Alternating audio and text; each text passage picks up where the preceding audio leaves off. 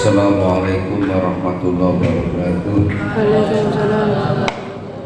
Ila hadratin Nabi Mustafa Muhammadin sallallahu alaihi wasallam wa alihi wa sahbihi alaihi wasallam.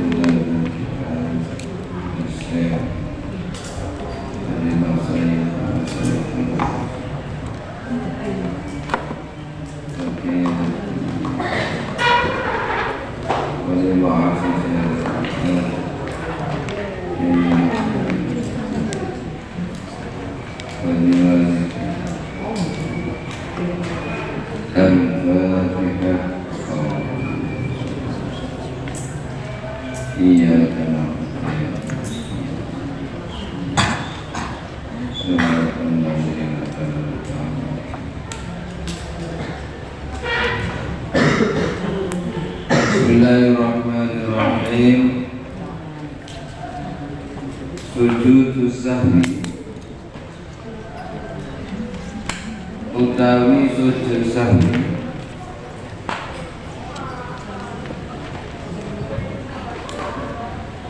dua ya sujud sahwi iku sajadatani sujud loro ba'da tasyahudi ing dalem sause tasyahud akhir ba'da tasyahudi ing dalem sause tasyahud akhir wa qabla salami lan ing dalem sadurunge uluk salam lan sadurunge lan ing dalem sadurunge uluk salam. Sujud sahwi adalah dua sujud yang dilakukan setelah tasyahud akhir sebelum melakukan salam. Itu adalah sujud sahwi. Nah bacaannya subhanallah la yanamu wa la yasjud. Berarti nanti sujud sahwi itu mesti dilakukan di akhir sholat sebelum salam. Nanti duduk, ya, duduknya bagaimana? Duduk rakaat terakhir, duduknya adalah duduk iftirash. Jadi untuk ketika itu disunahkan duduk iftirash, bukan duduk tawarruk. Jadi nek ana dadi imam kok akan melakukan sujud sahwi agar makmumnya ngerti pada rakaat terakhir sampai duduknya duduk iftirash, duduk tahiyat awal, sehingga mari ini berarti imam akan melakukan sujud sahwi. Kalau duduk tawarruk ini istimewa dalam melakukan meninggalkan sunnah rakaat kemarin, terus imam Arab sujud sahwi tiba-tiba duduk tahiyat akhir, akhirnya imam ya gak ngerti yo kok orang-orang sujud tiba-tiba sujud sahwi. Nah, itu disunahkan ketika akan melakukan sujud sahwi ini duduk rakaat terakhir, ini duduknya iftirash, duduk seperti tahiyat awal. Bismillahirrahmanirrahim. Asbabus sujud sahwi utawi pira-pira sebabe sujud sahwi, utawi pira-pira sebabe sujud sahwi iku tarku batin tinggal sunnah abad, iku tarku batin tinggal sunnah abad min abad disolati saking piro-piro sunnah abad sholat. Sebab-sebab sujud sahwi yang pertama yaitu meninggalkan sunnah abad dari sunnah, salah satu sunnah abadnya sholat.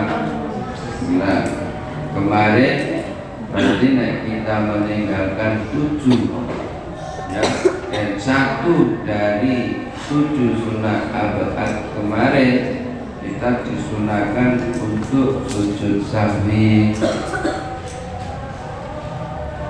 ketika meninggalkan duduk tahiyat awal. Di situ berarti meninggalkan doa tasyahud awal dan juga meninggalkan sholawat kepada Kanjeng Nabi pada duduk tasyahud awal. Nah, ketika ya jadi sampai wis kadung lali gak tasyahud awal, wis kadung ngaget, iki tidak boleh kembali lagi untuk melakukan tasyahud awal. Kalau sampai kembali lagi untuk melakukan tasyahud awal padahal sampai sudah berdiri, iki malah batal sholatnya. Kalau tidak dilakukan masih saya nggak dilakukan. Tapi nek ejek belum sampai tahap berdiri, ejek arep ngaget kok lali, silakan kembali nggak apa-apa. Tapi nek sudah talabus bil wajib, sudah melakukan rukun berdiri, ini tidak boleh duduk kembali untuk melakukan tasyahud awal. Ini malah tambah batal sholatnya. Tapi tidak belum lali harus ngaget terus kembali lagi duduk tasyahud awal tidak apa-apa.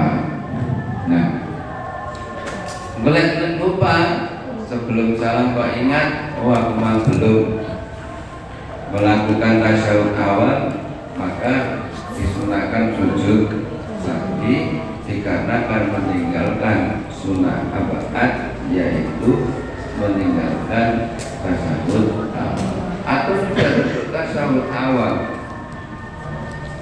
ternyata tidak membaca sholawat kepada Kanjeng Nabi pada doa tasyahud awal. Setelah doa tasyahud awal ini ya disunah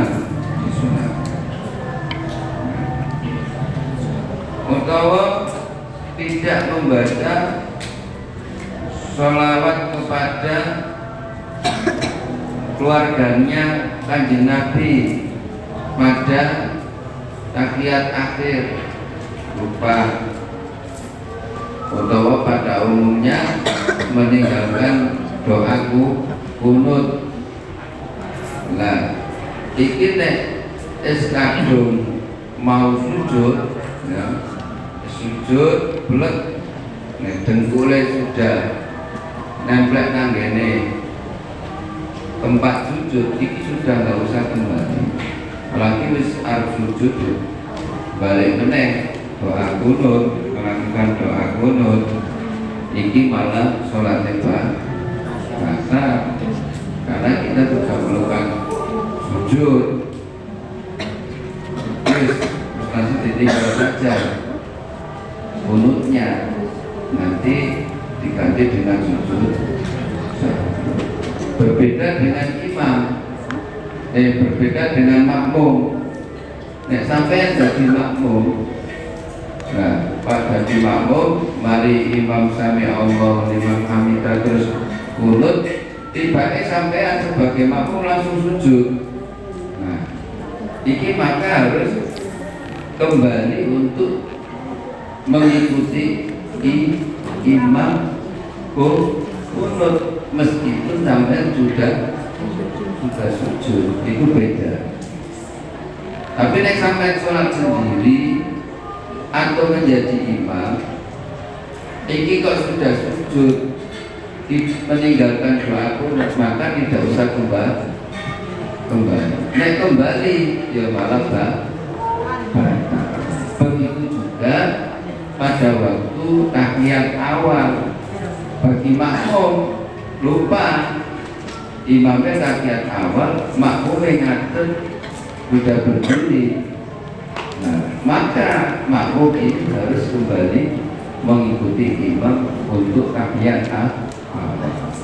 Nek yang tidak kembali tahiyat awal makmum tidak kembali tahiyat awal dan tidak niat mufaroqah dari imam, tetap ikut makmum, maka sholatnya batal. Nah, tapi nek ejek bagi makmum, maka dia harus kembali untuk tahiyat awal mengikuti imam. Meskipun dia sudah berdiri, ini tetap sholatnya sah.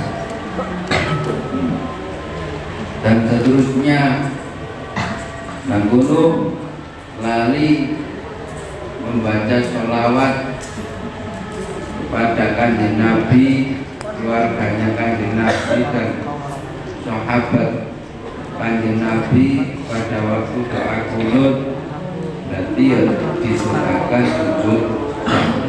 Pokoknya ketika meninggalkan salah satu dari 7 sunat al-Quran, kok dia ingat sebelum salam, maka dia harus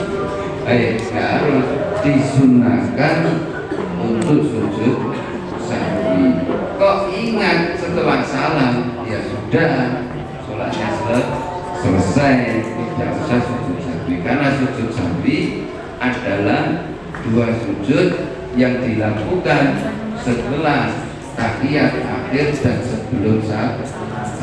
Naik salam, ya sudah, tidak mendapatkan kesunahan untuk melakukan sujud. Wasakulan mama.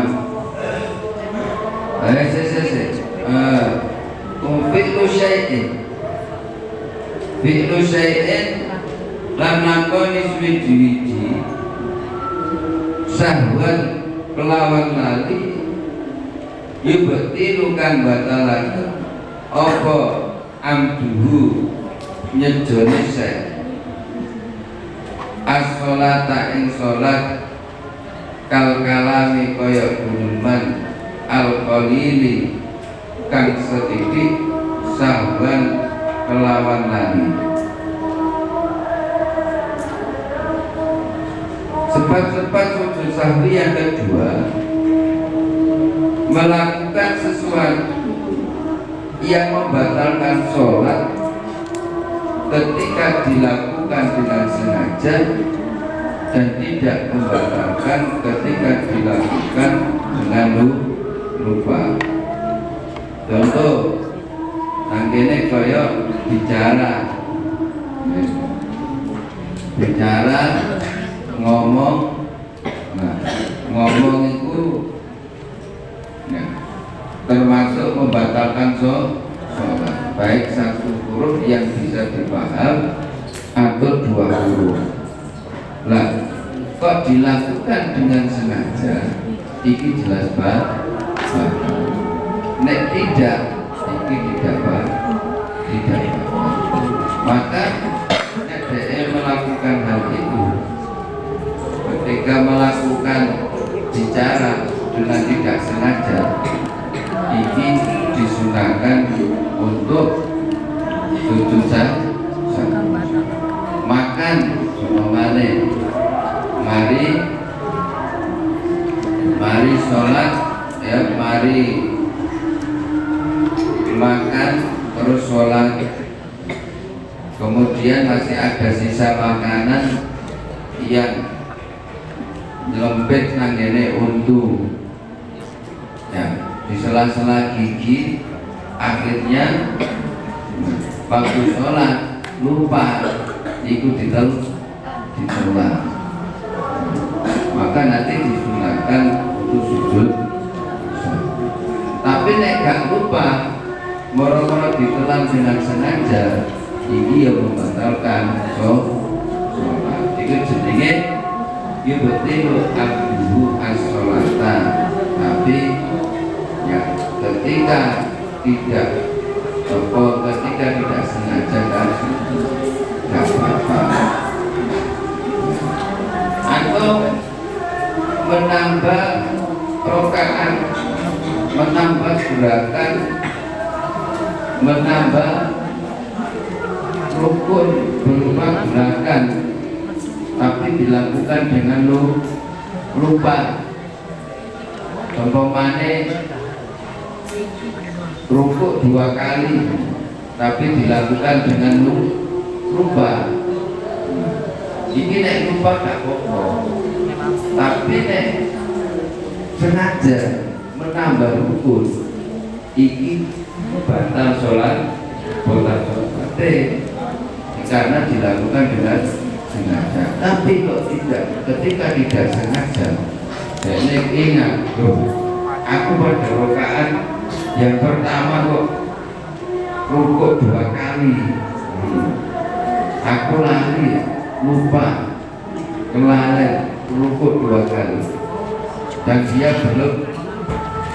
belum salah, maka disunahkan untuk sujud sahwi, karena dia melakukan sesuatu hal yang membatalkan sholat ketika dilakukan dengan sengaja dan tidak membatalkan sholat ketika dilakukan dengan tidak sengaja. Contohnya kaya menambah rukun fi'li, menambah rukun yang berupa gerakan.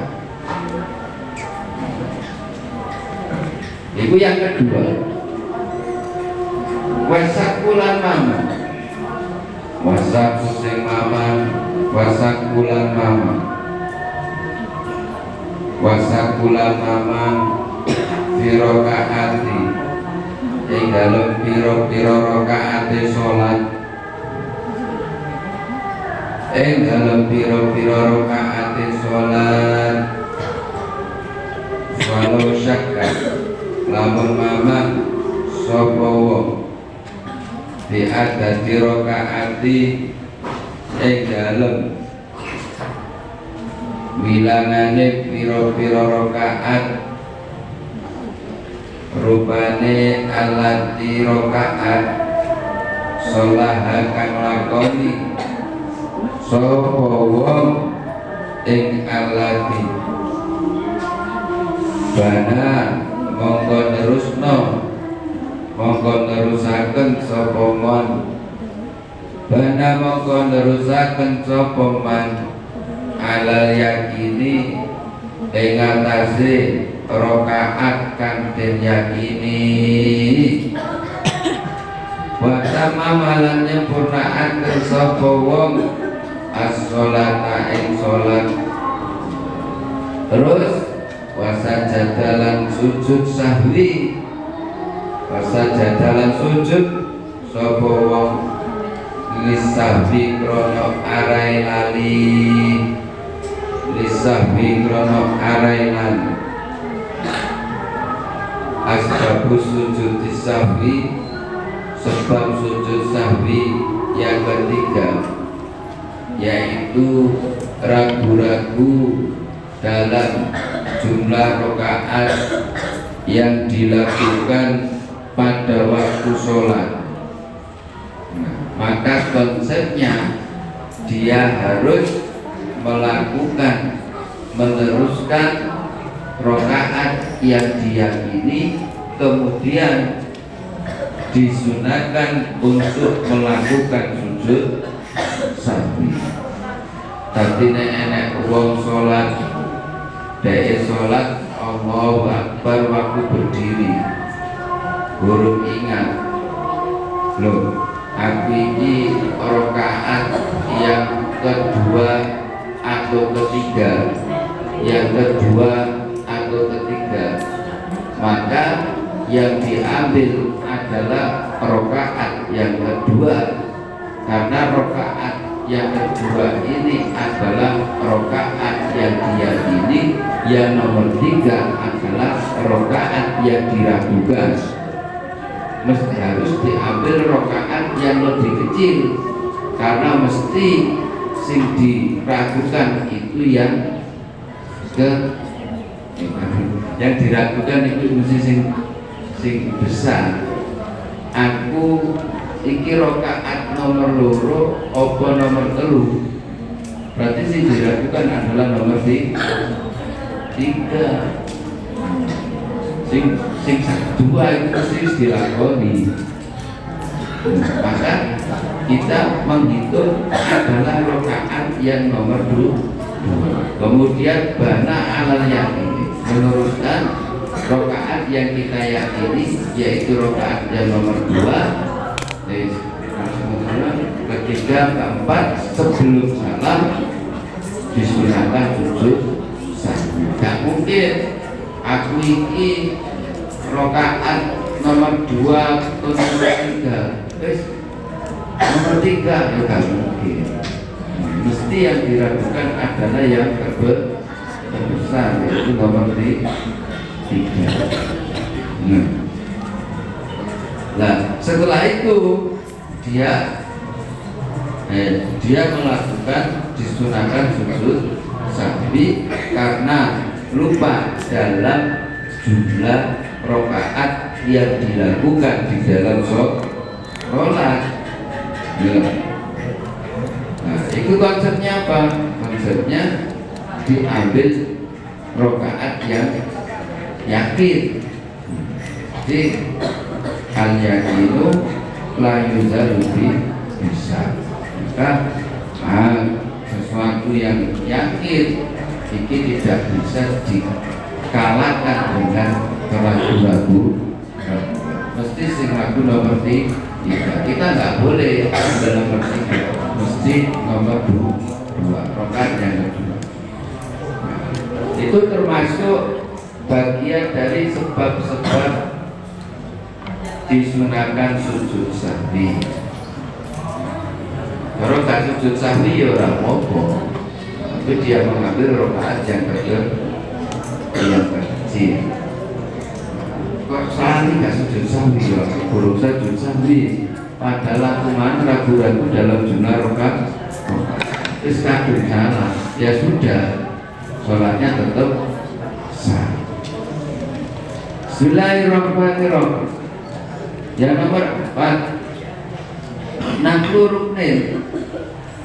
ruknin minda rukun kauliyin kang bangsa pengucap ghairi mubatilin kang ora batalaken bi ghairi mahalihi ing dalem liyane ing dalem liyane ruknin kauliyin kai adatil fatihati kaya baleni maca Fatihah birukui ing dalem ruku awis sujudi utawa sujud awil julusi utawa lungguh. Sebab-sebab disunahkan sujud sahwi yang nomor 4 yaitu memindah rukun qauli pada selain tempatnya. Contohnya kaya membaca Fatihah tapi dibaca di dalam melakukan rukuk, membaca Fatihah dilakukan pada waktu sujud, membaca Fatihah dilakukan pada waktu duduk di antara dua sujud atau nanggiae, yang penting dibaca tidak pada tempatnya. Iki disunahkan untuk sujud sahwi, meskipun memindah rukun qauli ini tidak membatalkan selain takbiratul ihram dan salam.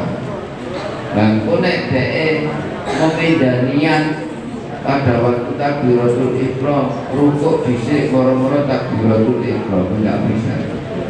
Jadi engkau sih tidak bisa yang sampai tahap membatalkan iki nek memindah takbiratul ihram dan salam. Ini meskipun rukun qauli tapi tidak bisa dipindah. Berbeda dengan Fatihah.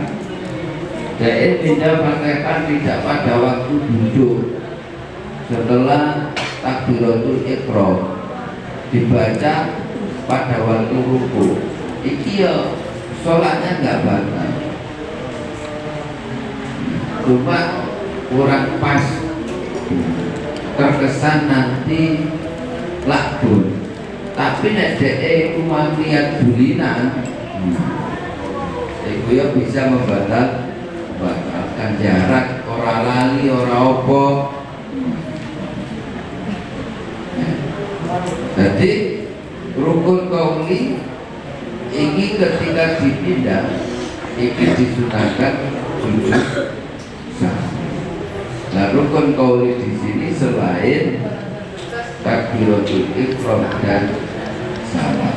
Nek takbiratul ihram ya jelas gak sah sholat. Salam kok waktu ngadeg tidak, ya ini tetap tidak sah. Itu adalah 4 hal ya, yang harus diperhatikan sebab-sebab disunahkan untuk melakukan sujud sahwi. Sujud sahwi iki hukumnya sunnah. Ketika tidak dilakukan ya nggak apa-apa, tetap sholatnya sah. Jadi jangan sampai salah paham. Karena tidak dilakukan ya itu nisbatnya kemarin sholatnya itu tidak sempurna. Nisbatnya sholat itu ya cara wong itu sholatnya sah tapi kayak wong sholat gak pabenan. Kalau pabennya bolong-bolong itu nisbatnya orang yang tidak melakukan sujud sahwi ketika dia meninggalkan atau melakukan hal-hal yang diharuskan untuk melakukan sujud sahwi. Bismillahirrahmanirrahim. Lah kemarin sunnah sholat itu dibagi menjadi 2. Yang pertama qabla dukuli sholati, kesunahan sebelum melakukan sholat. Kemudian kesunahan ba'da dukuli sholati, kesunahan setelah masuk sholat itu dibagi menjadi 2, yaitu sunnah abad dan sunnah hayat. Nah, saya sunnah hayat itu apa? Siro hayatus sholat, hayatus sholat, hayatus sholati utawi piro-piro sunnah hayate sholat iku kasiratun kang akeh. Utawi piro-piro sunnah hayate sholat iku kasiratun kang akeh. Sunnah hayat adalah kesunahan yang ketika ditinggalkan tidak disunahkan untuk melakukan sujud sahwi. Itu jenenge sunnah hayat. Nah, mengapa kita harus mengetahui sunnah hayat dan sunnah abad? Karena kemarin menjadi syarat sahnya sholat kita harus mampu membedakan rukun sholat dan sunnah sholat. Jangan sampai sunnah sholat itu diyakini sebagai rukun sholat, dikundalkan tidak sahnya sholat. Oleh karena itu di sini kita bahas, kita harus mampu membedakan, karena untuk memenuhi syarat sahnya sholat. Setelah sunnah abad sudah selesai, baru kita menuju sunnah hayat. Sunnah hayat tadi apa? Ya, kesunahan dalam sholat ketika ditinggalkan tidak disunahkan sujud sahwi. Hayatus sholati kasiratun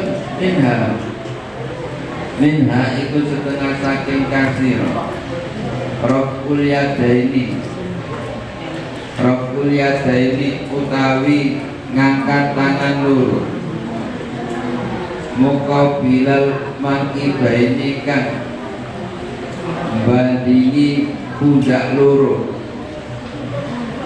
inda takbiratil ihrami ing dalem nalikane takbiratul ihram, inda takbiratil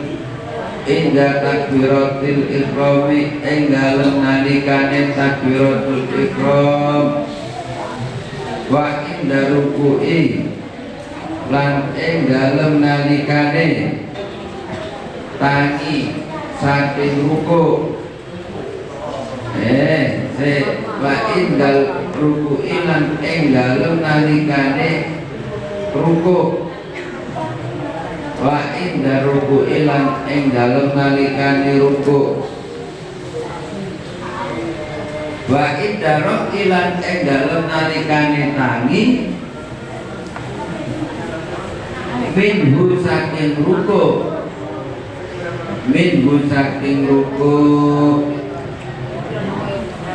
wa indal qiyami lan ing dalem nalikane ngadeg wa indal qiyami lan ing dalem nalikane ngadeg minat tasyahudi saking tasyahud al awali kan kawitan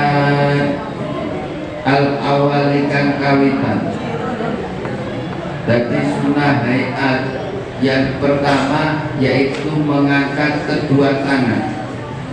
Kalian harus perhatikan, mengangkat kedua tangan di dalam sholat ini disunahkan di 4 titik, di 4 tempat. Di 4 tempat. Di selain 4 tempat ini tidak disunahkan mengangkat sholat, bahkan nanti tidak disunahkan mengangkat kedua tangan, bahkan nanti bisa membatalkan ketika nyampe timbul gerakan 3 kali berturut. Yang pertama, raful yadaini, muqabilal mankibaini, mengangkat kedua tangan. Kesunahannya ini sampai batas sesuai dengan kedua pundak. Allahu Akbar. Jadi tangannya kita pundak, jari-jarinya ini masuk kuping. Allahu Akbar. Ini diangkat. Allahu Akbar.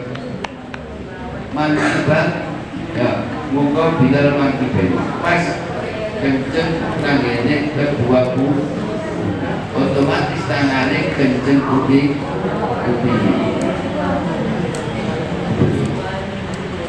Pas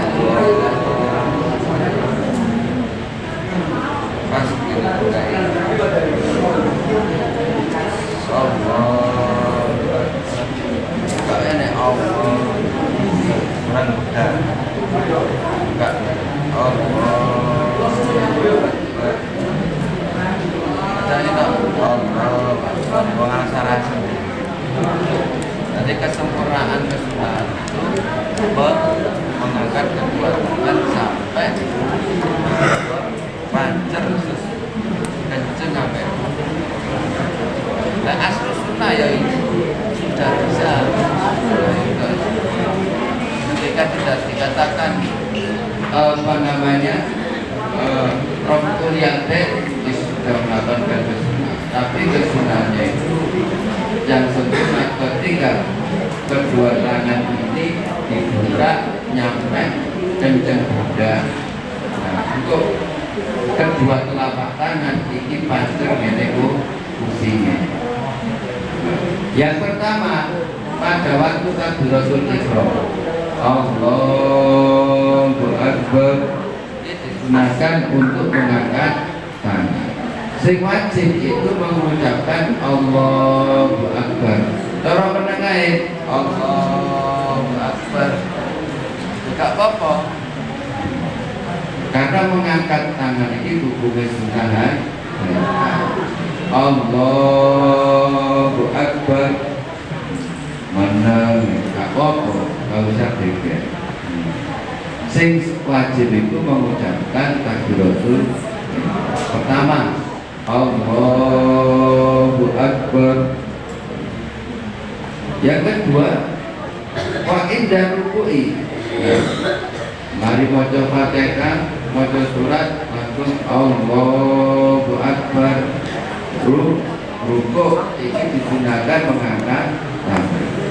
Kemudian sami Allahu liman hamidah ini disunahkan mengangkat tangan. Kalau nggak ngangkat ya nggak apa-apa. Yang keempat, idal qiyami minat tasyahudil awal. Ketika berdiri setelah melakukan tasyahud awal. Jadi mereka saat awal asyhadu an la ilaha illallah wa asyhadu anna muhammadar rasulullah. Allahumma shalli ala Muhammad. Allahu akbar. Ya. Jadi disunahkan mengangkat tangan. Sedangkan bangun dari rakaat pertama atau bangun dari rakaat yang ketiga nisbatnya yang 4 rakaat ini tidak disunahkan mengangkat tangan. Kok ono santri ono santri bangun dari rakaat pertama kok ngangkat tangan, kau musuh bisa oh balik itu ngopi ini kurang akur ya, belum tahu ngaji di sini aja. Karena bangun dari rakaat yang pertama atau dari rakaat yang ketiga ini tidak disunahkan mengangkat tangan. Bahkan ketika nanti kok rakaat pertama angkat tangan Allahu Akbar sampai bergerak 3 kali berturut-turut ini bisa membatalkan sholat. Hati-hati. Jadi kok tambah membayar. Jadi dieling-eling. Jadi kesunahan mengangkat tangan itu hanya pada 4 titik, 4 tempat. Yang pertama pada waktu takbiratul ihram, kemudian pada waktu akan melakukan rukuk, yang kedua, yang ketiga bangun dari rukuk, yang keempat bangun dari tahiyat. Selain itu tidak disunat makruh. Karena sampai ini kalau jadi sorotan publik, sorotan masyarakat ketika ngimami masjid jamek, masjid besar, lah tiba-tiba mari rakaat pertama kok ngangkat tangan, lah iki ada masalah ini. Ya isi, ya hati-hati, ya. Bang itu gak disunahkan. Kan dileng-eleng. Karena sampai nanti menjadi sorotan masyarakat. Ya, sorotan masyarakat itu apa? Ya. Model sholatnya digawe pelajaran ditiru masyarakat. Model lo gue sampean itu ya ditiru masyarakat. Oh enggak kudu diilmuni, harus ngaji ben tidak menyesatkan masa. Lu niku hafal Quran, Rakaat pertama ngangkat tangan lah, gitu. Wah, jadi kan jadi pedoman masyarakat yang kurang benar. Hati-hati, mana haji. Yang nomor 2, waktu yadi lan nyeleaken tangan aliyunakan tengen kaukol yusra ing dalem nisore tangan kiwa takta sodri ing dalem nisore dodo. Sunnah hayat yang kedua meletakkan tangan kanan di atas tangan kiri di bawah dada.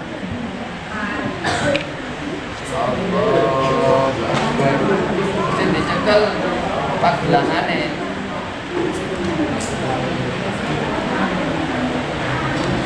Enak dia disunahkan yang mereka rotok berene. Ada menjadi hati. Oke di sore itu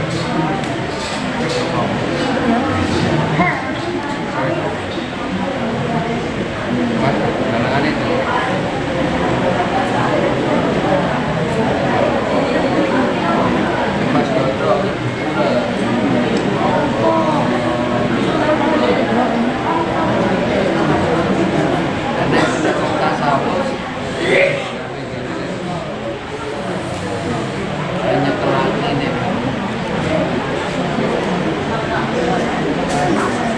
Jadi meletakkan tangan kanan di atas tangan kiri, ditemplekno di bawah dada, iki hukumnya sunnah. Cara orang, berarti kok ketika sampai nonton uang sholat Allahu Akbar, baik tak ini, ya gak apa-apa. Berarti Allahu Akbar, mendengar tangan di sebelah benar, ya gak apa-apa, ini hukumnya sunnah.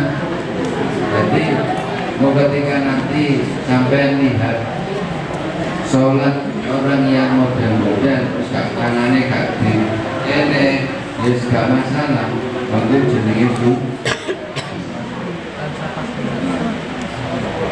nomor 3 wa du'aul iftitahi lan donga iftitah iki termasuk sunnah hayat. Mari Allahu Akbar langsung kabiro walhamdulillah dikasiro, tidak diulangi Allahu Akbar terus kabiro diulangi lagi, tidak. Allahu Akbar itu takbiratul ihram, setelah itu dilanjut langsung kabiro walhamdulillah dikasiro ila akhirih. Iki hukumnya sunnah. Kalau tidak dibaca iku sholat ditutup sah, dan juga tidak disunahkan untuk sujud sahwi. Nomor 4 wa ta'awudulan maca donga ta'awud, wa ta'awudulan maca donga ta'awud, membaca a'udzu billahi minasyaitonir rajim. Iki hukumnya sunnah, disunahkan baik sebelum membaca surat Fatihah ataupun sebelum membaca surat, tapi membacanya iki dipelankan, tidak dikeraskan. Seumpamanya ta'awud pada waktu sholat maghrib iki tetap dipelankan, meskipun di dalam sholat maghrib itu membaca Fatihah dan suratnya iki disunahkan untuk dikeraskan. Jadi sebelum membaca Fatihah dan sebelum membaca surat iki disunahkan membaca ta'awud. Kalau tidak dibaca ta'awudnya iki ya suratnya belum sah dan tidak disunahkan untuk sujud sahwi. Wa qira'atu surati, wa qira'atu surati lan maca surat, wa qira'atu surati lan maca surat ba'dal fatihati, ba'dal fatihati ing dalem sakwise Fatihah, ba'dal Fatihati ing dalem sakwise Fatihah li ghairi makmumin kedhuwene makmum yasma'ukan krungu sapa makmum qira'ata imamihi ing wacane imame makmum. Sunnah hayat yang nomor 5 yaitu membaca surat dari Al-Quran setelah melakukan bacaan Fatihah. Ini hukum sunnah. Ketika tidak dilakukan, ia tetap sholatnya sah dan tidak disunahkan untuk sujud sahwi, karena membaca surat ini terbagian dari sunnah hayat. Nah, ini disunahkan bagi siapa membaca surat? Disunahkan bagi imam atau bagi makmum atau bagi orang yang sholat sendiri. Sunnah ini bagi siapa? Bagi imam atau bagi makmum yang tidak mendengarkan bacaan imamnya atau orang yang sholat sendiri iki disunahkan membaca surat setelah Fatihah. Lah bagi makmum yang mampu mendengar bacaan imam iki lebih baik mendengarkan bacaan suratnya imam.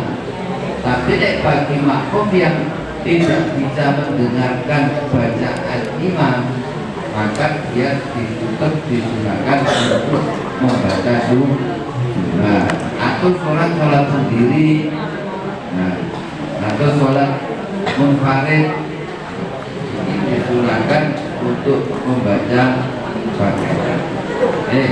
membaca surat.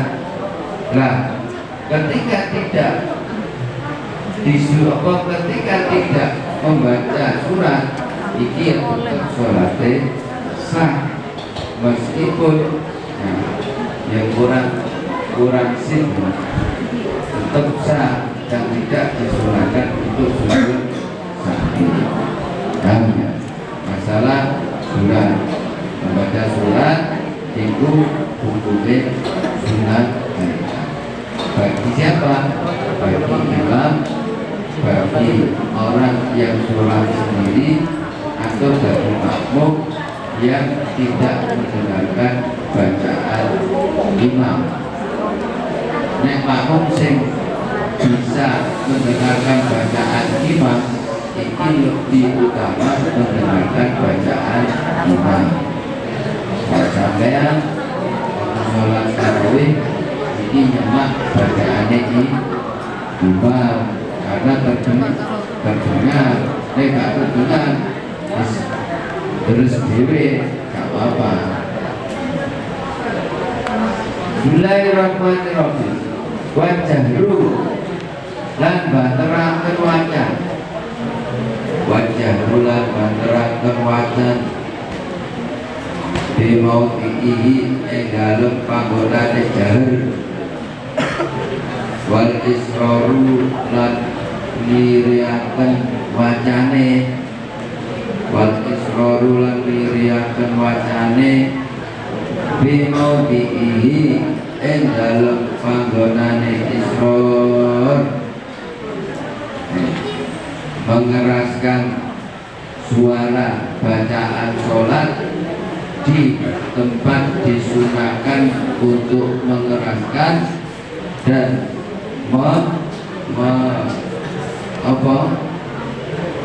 menyamarkan bacaan sholat di sholat yang disunahkan untuk menyamarkan bacaan. Contohnya di dalam sholat zuhur, di dalam sholat asar ini disunahkan untuk memelangkan bacaannya atau menyamarkan bacaannya, tidak dikeraskan, baik sebagai imam ataupun orang yang sholat sendiri. Seumpamanya sholat zuhur kok dibanternya ya sah-sah saja, tapi hukumnya makruh.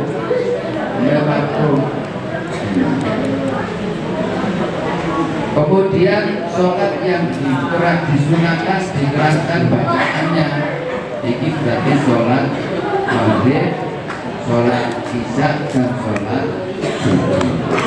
Seumpamanya tidak dikeraskan, ini ya hukumnya gak bakal sholat. Nah, mengeraskan bacaan ini ya, nek sampai perlu dirinya sendiri ya itu jelas wajib. Ini kalau nek makmum sekiranya orang di sampingnya itu benar, itu sedikit jahar, mengeraskan suara. Kalau orang makmum bisa mendengarkan bacaan imam itu sebenarnya mengeraskan suara.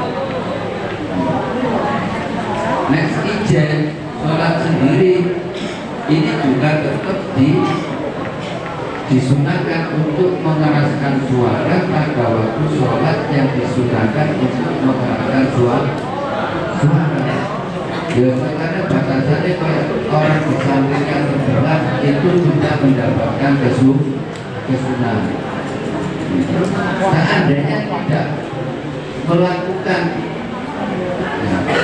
tidak melakukan waktu sholat maghrib tapi dibaca dengan sama, dia tetap sah sholatnya dan tidak disunahkan sujud sahwi.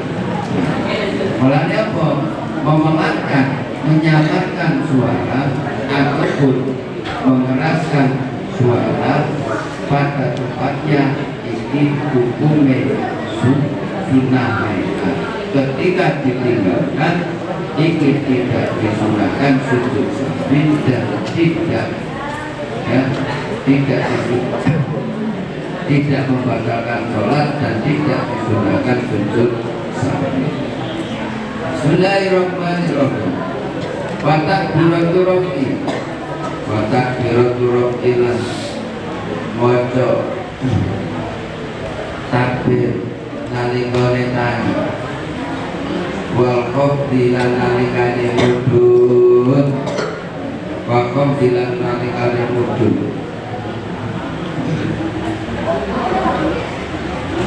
Yang nomor 7 termasuk sunnah hayat, yaitu takbir, mengucapkan takbir ya ketika akan bangun dan akan turun.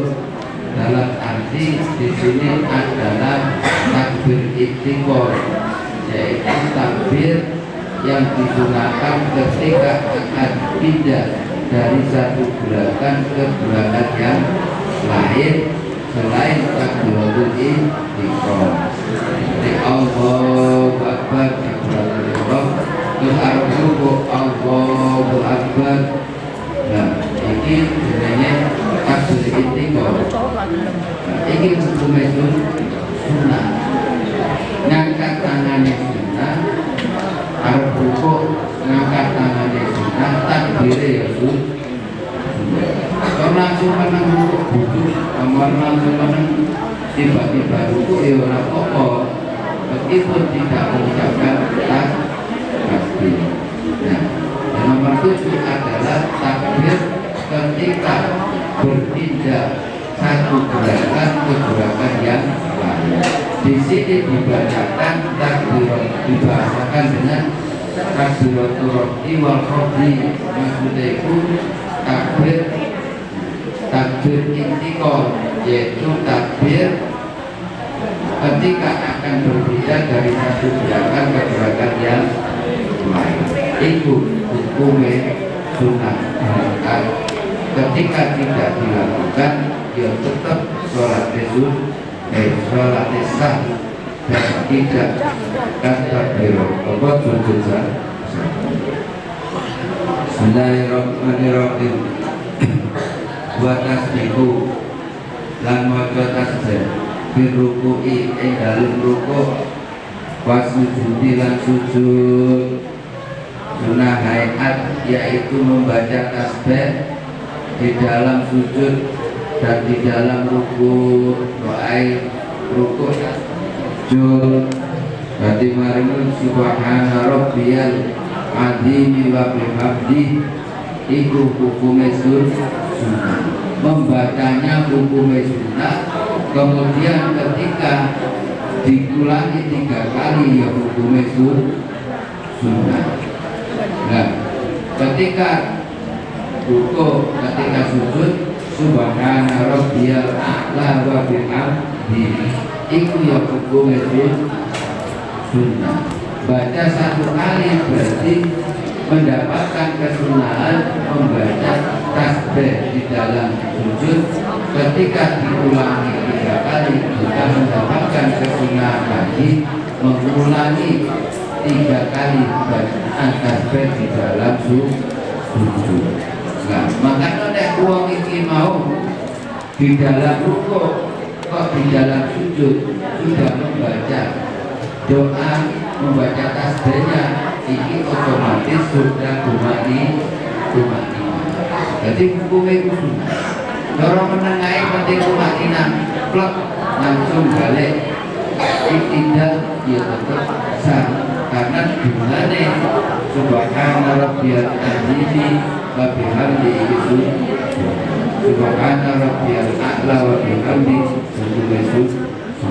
Jadi sangat mungkin sekali ketika sholat tarawih itu dilakukan dengan cepat, sangat mungkin.